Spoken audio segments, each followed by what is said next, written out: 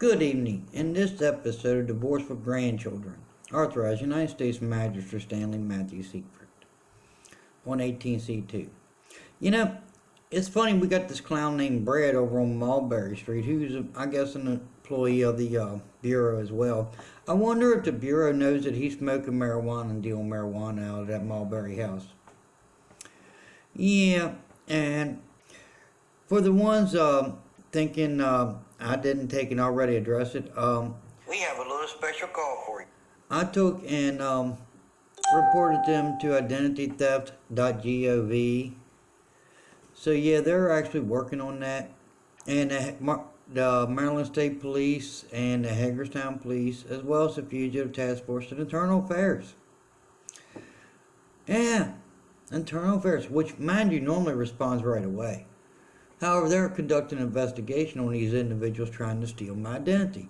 Now, in the last episode, we heard this. You know, this idiot Stanley, called. this is FBI agent Robert Bess. That is ROBERTBESS. You can look me up on Facebook. I'm located at the FBI headquarters in Norfolk, Virginia.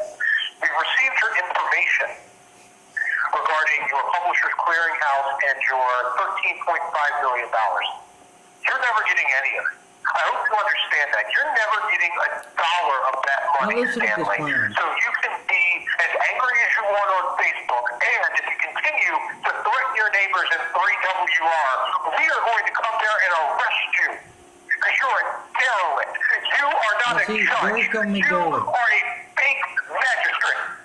And no, I'm do not not call the FBI again, Stanley. And do not put this on the internet, because I am going to deny that I know who you are. No, he would. Oh my! You know, if you listen to this character, you know, basically, this character is claiming to be an FBI agent for the Norfolk branch. Really? Just because you don't want to accept me as a U.S. magistrate doesn't mean that I'm a fake one, dumbass. And I'm quite sure the District of Columbia Court loved that phone message, as well as the U.S. administration, of course, who actually accepts me as a U.S. magistrate. Robert Steph, or whatever your name is, along with this Brad over here on Mulberry Street, who always acts like, oh, I can't hear, I can't hear. No, you can't hear because you're smoking too much of that marijuana and it's all going to your brain. And if the Bureau knew that, then they would know everything you do is inadmissible. Yes, in the U.S. system, you cannot have marijuana in your system to present cases to the court. That's why I don't smoke marijuana. I would love to, believe me. But I have a job to do. Now, we also have some other clowns, you know, thinking they're going to steal my identity and all that.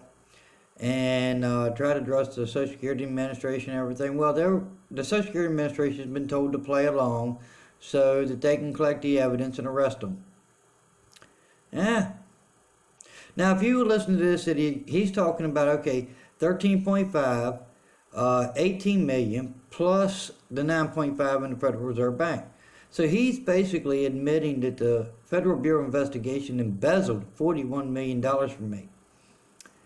Now, I also have an individual on Facebook Messenger who said that they tried to embezzle the money to actually create these jobs. Now, what's true and what's not true? That is the case. What do you think there? And again,